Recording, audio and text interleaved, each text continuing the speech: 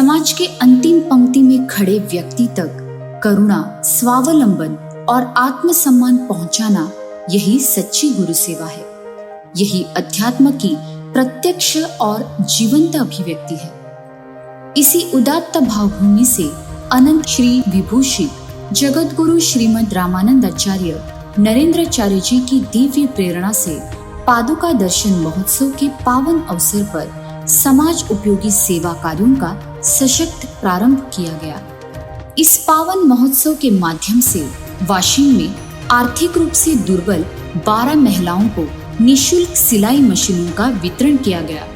उत्तर बुल्ढाना में 9 जरूरतमंद महिलाओं को स्वरोजगार हेतु सिलाई मशीनें प्रदान की गई। इन उपक्रमों से महिलाओं को केवल आजीविका का साधन ही नहीं, अपितु स्वाभिमान, आत्मविश्वास और आत्मनिर्भरता का संबल प्राप्त हुआ।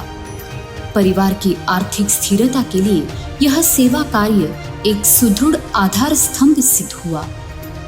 इसी सेवा भाव की अविरल धारा में रावेर जळगांव में 250 जरूरतमंद छात्राओं को विद्यालयीन बैगों का वितरण किया गया। शिक्षा के पथ पर अग्रसर इन छात्राओं के लिए यह सहायता, प्रोत्साहन, विश्वास और उज्जवल भविष्य की शुभ भूमिका बनी। कार्यक्रम स्थल पर उपस्थित मान्यवरों ने इन सभी सामाजिक उपक्रमों की मुक्त कंठ से सराहना करते हुए इन्हें समाज के सर्वांगीण उत्थान की दिशा में प्रेरणादायी बताया। जगद्गुरु रामानंदाचार्य नरेंद्राचार्य जी यांच्या पादुका पूजनाचा एक अत्यंत चांगला असा कार्यक्रम आणि सत्संगाचा कार्यक्रम सावदा तालुका रावेर येथे होतोय। खरं म्हणजे या चांगल्या कार्यक्रमात आज मला सहभागी होण्याचं सौभाग्य लाभलं। आपल्याला माहिती आहे आचार्यजींचं काम, आता आचार्यजींचं कार्य हे आपल्या सगळ्यांसाठी एक दीपस्तंभ आहे। आपल्या सगळ्यांच्या जीवनाला आणि आयुष्याला एक नवीन दिशा देणारं आचार्यजींचं एक कार्य आहे। आपल्याला माहिती आहे ज्ञान, विज्ञान, तर्क, राष्ट्रभक्ती आणि सामाजिक बांधिलकी या सगळ्यांचा एक अनोखा संगम म्हणजे आचार्यजींचं काम आहे।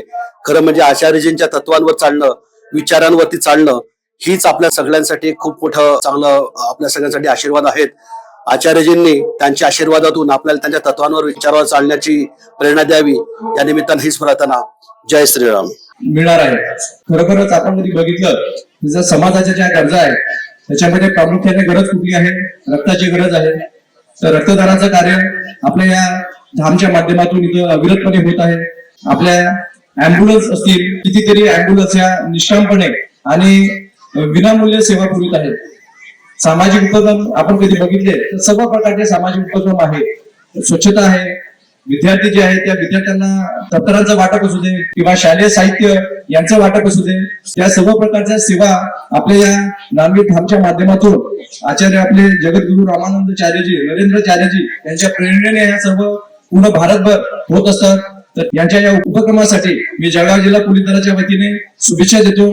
आज प्रथम या कार्यक्रमात मी आलो असता जे काही कार्यक्रम पाहिला, महाराजांचं कार्य पाहिलं, त्या आध्यात्मिक क्षेत्रातलं असेल, धार्मिक क्षेत्रातलं असेल, सामाजिक क्षेत्रातलं असेल, ते एवढं मोठं कार्य पाहून मी खरोखर थक्क झालो। काही सूचना करायच्या होत्या, परंतु त्या सगळ्या सूचना त्या कार्यातून मला दिसल्या, त्यामुळे माझ्याजवळ बोलण्यासाठी कोणतेच शब्द नाही। खरं म्हणजे जगाची माऊली ज्ञानेश्वर महाराजांनंतर अशा तऱ्हेचं एक समाजाला उत्थान करणारं कार्य करणारे, त्यानंतर एकनाथ महाराज 350 वर्षांनी आले, त्यानंतर जगद्गुरु तुकाराम महाराज 350 वर्षांनी आले आणि त्या जगद्गुरु नंतर हे 350 वर्षानंतर होणारे भगवद्गीतेमध्ये असं म्हटलेलं आहे की जिवंत सद्गुरु हा भाग्याला लाभतो, नाहीतर किती शोधलं आपल्याला सद्गुरु भेटत नाही। आपण सर्व भाग्यवान आहे की आपल्याला असे सद्गुरु लाभले की ज्यांचं कार्य एका विशिष्ट गोष्टीपुरतं मर्यादित राहिलेलं नाही आणि ते कार्य फक्त भारतापुरतंही मर्यादित नाही, ते जागतिक स्तरावर त्याचं कार्य झालेलं आहे। त्यामुळे त्यांना नतमस्तक व्हावंसं वाटतं। स्वामीजींचे कार्य हे निश्चितच जे समाजातील दुर्बल घटक आहेत, ज्यांना मदतीची आवश्यकता आहे, ज्या काही विधवा परित्यक्त्या महिला आमच्या बहिणी आहेत, ज्यांना खरोखर एक मदतीची गरज आहे, त्यांना काही ना काही उत्पन्नाचं साधन व्हावं या दृष्टिकोनातून शिलाई मशीनचं वाटप आज आपल्या या सर्व मान्यवरांच्या हस्ते होणार आहे. निश्चितच स्वामीजींच्या समोर महाराष्ट्रातील प्रत्येक घटकातील, प्रत्येक क्षेत्रातील, प्रत्येक जगतातील, उद्योग जगतातील सर्वजण नतमस्तक होतात. ते त्यांच्या कार्यासमोर नतमस्तक होतात.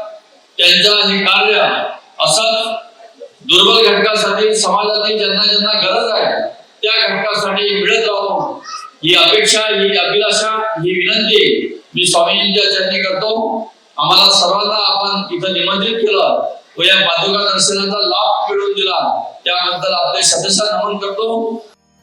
पूज्यपाद रामानंदाचार्य नरेंद्राचार्य जी के विशिष्टाद्वैत तत्व ज्ञान से प्रेरित यह पादुका दर्शन महोत्सव केवल दर्शन तक सीमित न रहकर तुम जियो, दूसरों को जीवन दो, इस दिव्य संदेश का प्रत्यक्ष कर्म में साकार रूप बनकर प्रकट हुआ.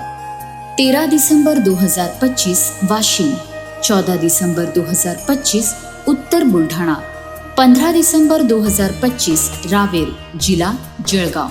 इन तीनों पावन स्थलों पर श्रद्धालुओं को निर्गुण प्रभु तत्व के सानिध्य का अलौकिक योग प्राप्त हुआ. महोत्सव के पूर्व दिवस सौभाग्यशाली यजमानों के निवास स्थानों पर निर्गुण तत्व में प्रतिष्ठित सिद्ध पादुकाओं का भक्तिमय आगमन हुआ.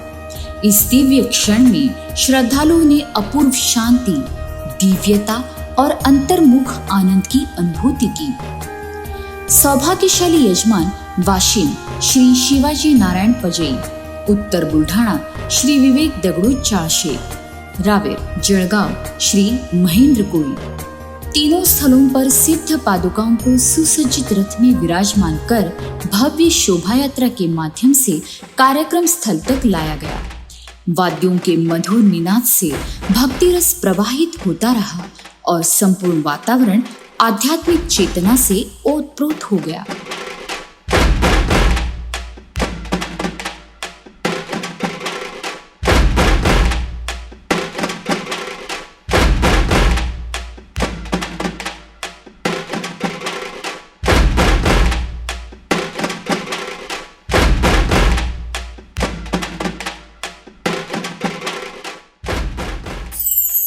मुख्य स्थल पर आगमन के पश्चात सुहागन बहनों द्वारा सिद्ध पादुकाओं का मंगलमय औक्षण किया गया.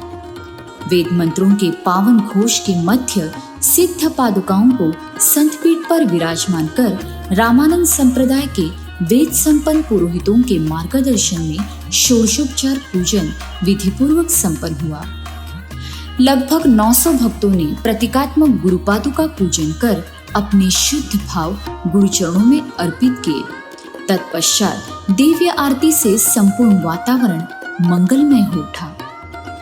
तीनों स्थलों पर रामानंद संप्रदाय के प्रवचनकारों द्वारा ज्ञानामृत की अविरल धारा प्रवाहित की गई. वाशिम सौ सरिता भागवत, उत्तर बुल्ढाणा श्री अण्णा बोरसे, जळगांव श्री गणेश कुंजीर. इन प्रवचनों में गुरु महिमा, गुरु वचनों पर अडिग श्रद्धा और अखंड गुरु सेवा का महत्व अत्यंत प्रभावशाली रूप में प्रतिपादित किया गया.